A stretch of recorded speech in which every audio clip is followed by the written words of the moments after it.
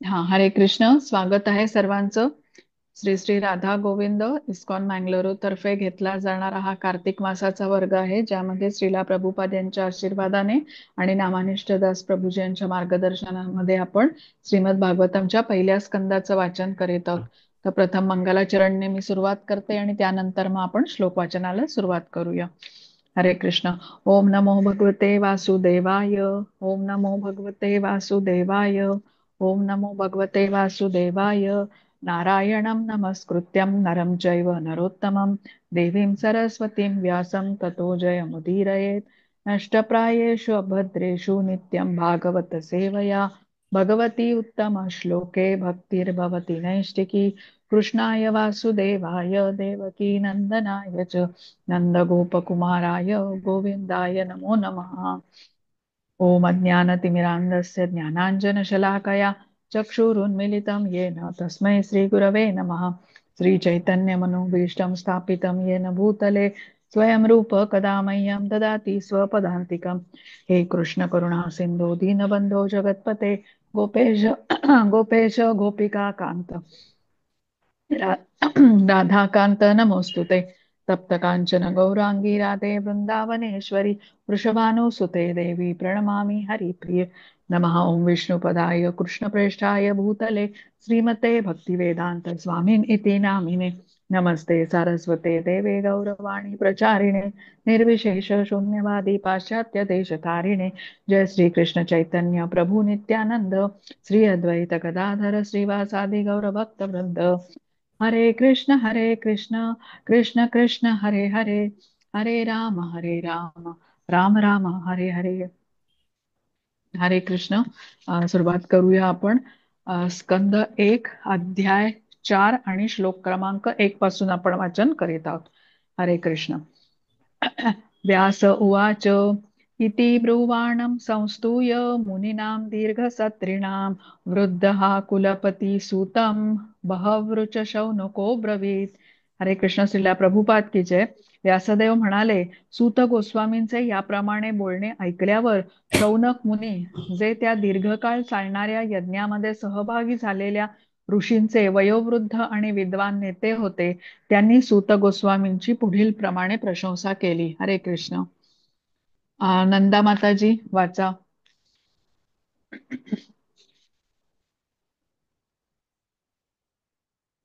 बरं, सुमन माताजी तुम्ही वाचा. वाचते माताजी. हा मी वाच. अनम्यूट करायचं राहून गेलो होतं माझ्याकडून आणि हा वाचत हा, बरं होते. वाचा मग. हा, हरे मग कृष्ण. नंदा हा माताजी वाचा. हा. श्रीला प्रभुपाद की जय. विद्वानांच्या सभेत वक्त्यांचे अभिनंदन किंवा वक्त्याविषयी प्रशंसक भाषण केले जाते. त्यावेळी अभिनंदन करणारी व्यक्ती योग्यतापूर्ण असायला हवी. ती व्यक्ती प्रमुख आणि वयस्कर असायला हवी आणि अतिशय विद्वानही असायला हवी. शौनक ऋषींच्या ठिकाणी ही सर्व योग्यता होती. जेव्हा सूत गोस्वामींनी शुकदेव गोस्वामींकडून ऐकलेले आणि अनुभवलेले भागवत प्रस्तुत करण्याची इच्छा प्रदर्शित केली, तेव्हा शौनक ऋषी त्यांचे अभिनंदन करण्यासाठी उभे राहिले. व्यक्तिगत साक्षात्कार याचा अर्थ असा नाही की मनुष्याने मनुष्याने स्वतःविषयीच्या निरर्थक गर्वाने पूर्वाचार्यांचे उल्लंघन करून स्वतःचीच विद्वत्ता प्रदर्शित करण्याचा उद्योग करावा. वक्त्याला विषय वस्तू इतक्या सुंदर रीतीने समजली असली पाहिजे की विशिष्ट परिस्थितीत ती त्याला यथारूपात सादर करता आली पाहिजे. श्लोकाचा मूळ हेतू सुरक्षित राहिला पाहिजे. कोणताही दुर्बोध अथवा अस्पष्ट अर्थ त्या श्लोकातून बलात् काढू नये. तसेच तो अर्थ श्रोत्यांना अशा रंजक रीतीने प्रस्तुत केला पाहिजे की तो त्यांना पूर्णपणे समजू शकेल. हीच व्यक्तिगत अनुभूती होय.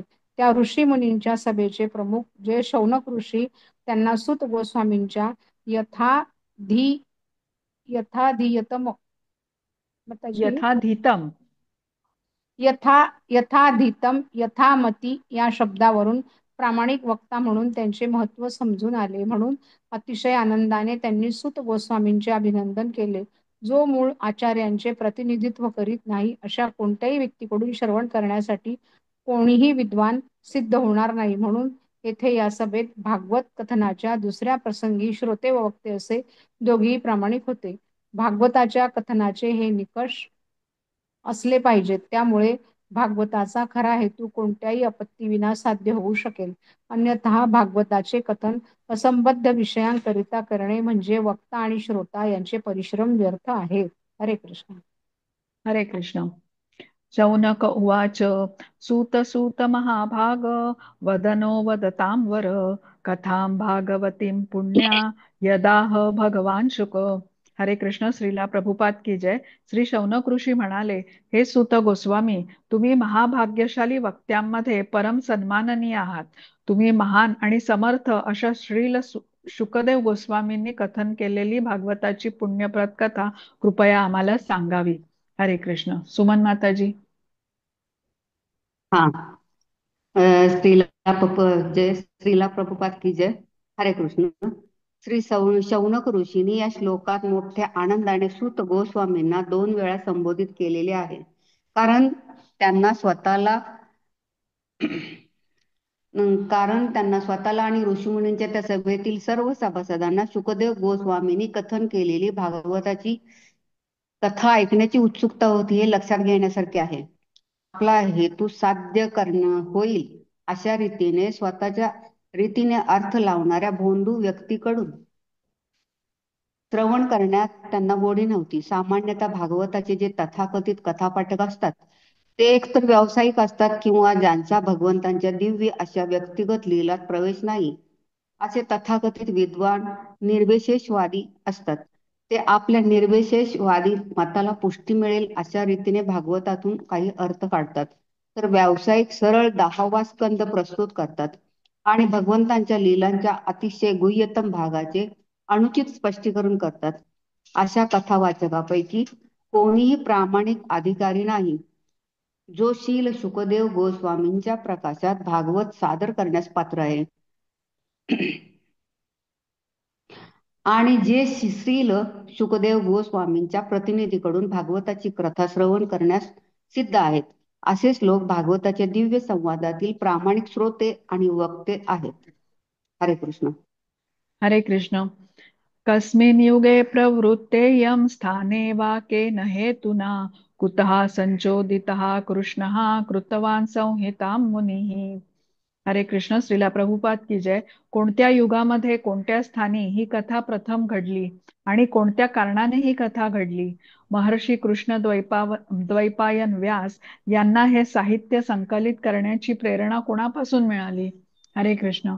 हरे सुनीता कृष्ण. दौंडकर माताजी, तुम्हाला वाचायचं आहे का? हरे हा वाचते मॅडम. आज झाले माझं हा, सुरू. वाचा वाचा. ठीक. हा हा. हा, आता तुम्ही अनम्यूट करू शकताय. वाचा. हो हो. तात्पर्य: भागवती श्री व्यासदेवांची विशेष कृती आहे. विद्वान शौनक मुनींनी त्यात अनेक प्रश्न विचारले आहेत.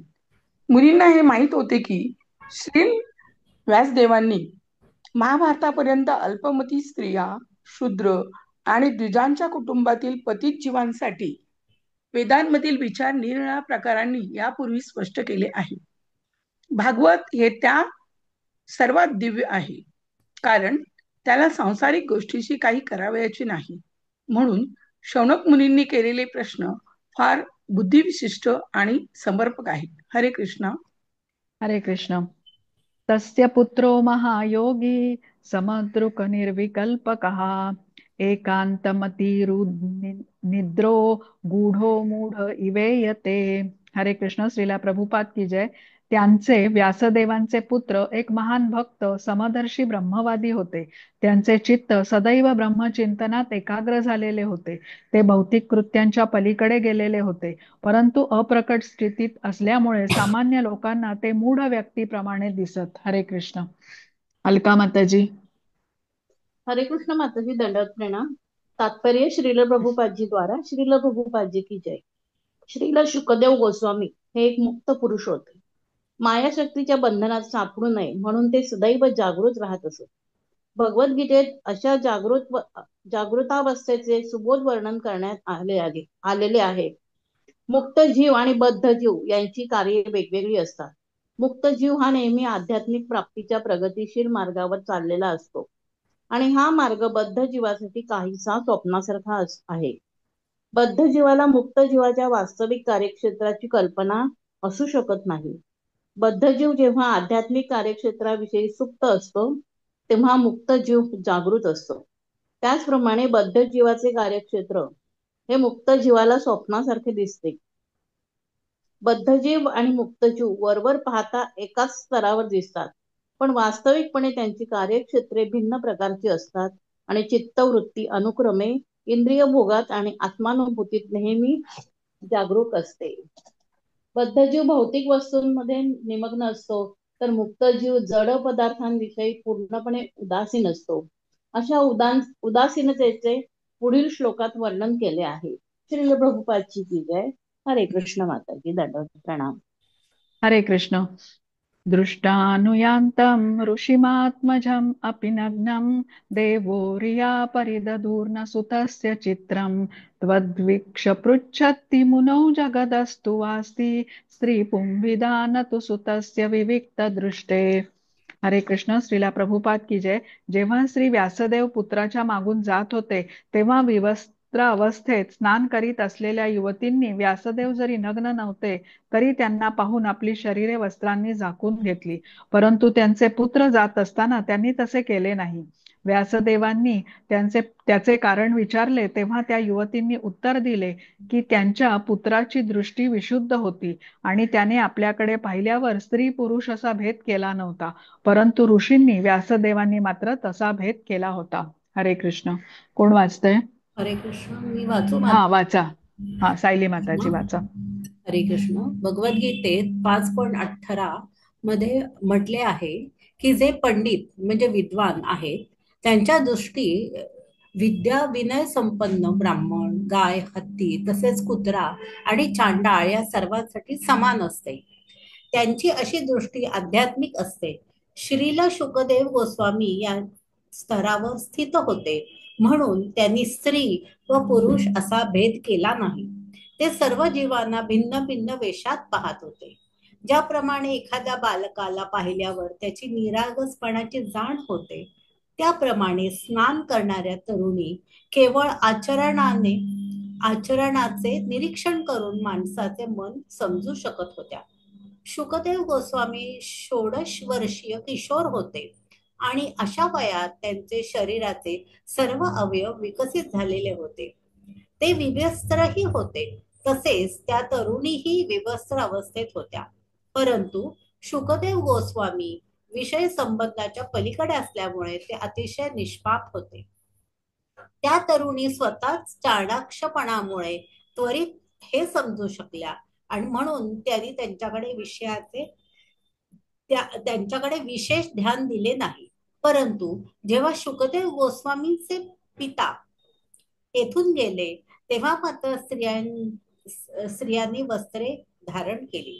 त्या तरुणी व्यासदेवांना अगदी आपल्या पुत्र पौत्रांप्रमाणे होत्या. तरी सुद्धा सामाजिक नीतीला अनुसरून त्यांनी व्यासदेवांना उपस्थितीवरती प्रतिक्रिया व्यक्त केली, कारण व्यासदेव गृहस्थाच्या भूमिकेत होते.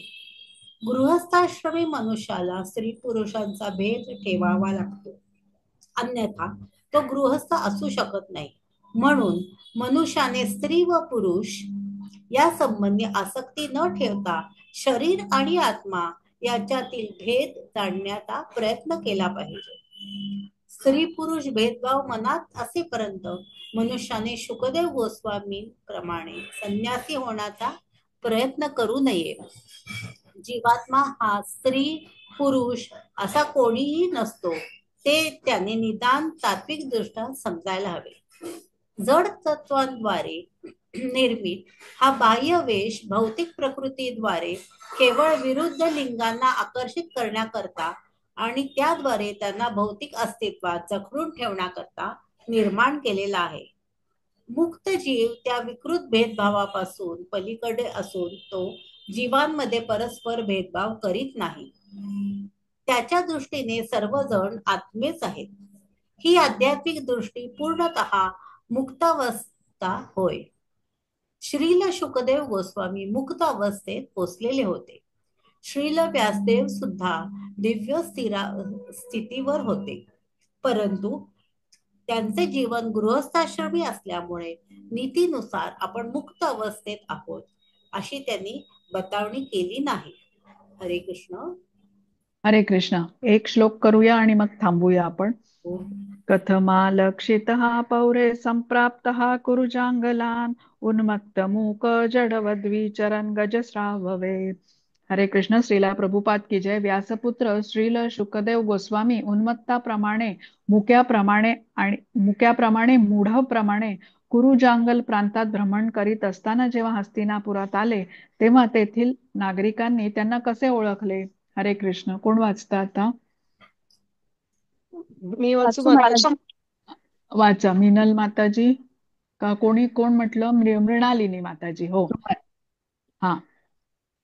वाचू माताजी मी. कोण वाचू हो, दे? मृणालिनी माताजी वाचा ना. तात्पर्य: वर्तमान दिल्ली पूर्वी हस्तिनापूर नावाने ओळखली जात होती. हस्ती नावाच्या राजाने वसवलेले म्हणून त्याचे नाव हस्तिनापूर पडले. श्रील शुकदेव गोस्वामी आपल्या पित्याचे घर सोडून उन्मत्ताप्रमाणे विचारण करीत होते आणि म्हणून नागरिकांना त्यांच्या उदात्त स्थितीची ओळख होणे फार कठीण होते. बाह्य दृष्टीने महात्म्याची ओळख होणे अशक्य असते. त्याची ओळख श्रवणाने होते. साधूला पाहण्यासाठी त्याच्याकडे न जाता त्याच्याकडून श्रवण करण्यासाठी जावे. साधूचे शब्द ऐकण्याची पात्रता नसेल तर काही लाभ नाही. शुकदेव गोस्वामी साधू होते. ते भगवंतांच्या दिव्य लीलावर बोलू शकणारे होते. त्यांनी सामान्य लोकांच्या विक्षिप्तपणास संतुष्ट केले नाही. ते जेव्हा भागवताच्या विषयावर बोलू लागले तेव्हा लोकांनी त्यांना ओळखले. त्यांनी चमत्कार दाखवण्याचा किंवा शब्दछल करण्याचा कधीच प्रयत्न केला नाही. बाह्यतः हे मूढ मुके वेडे दिसत होते, पण वास्तविकपणे त्यांचे व्यक्तिमत्व अत्यंत उच्च आणि दिव्य होते. हरे कृष्ण. हरे कृष्ण. आज थांबूया आपण इथे आणि उद्या उर्वरित वाचन आपण पुढे सुरू ठेवूया.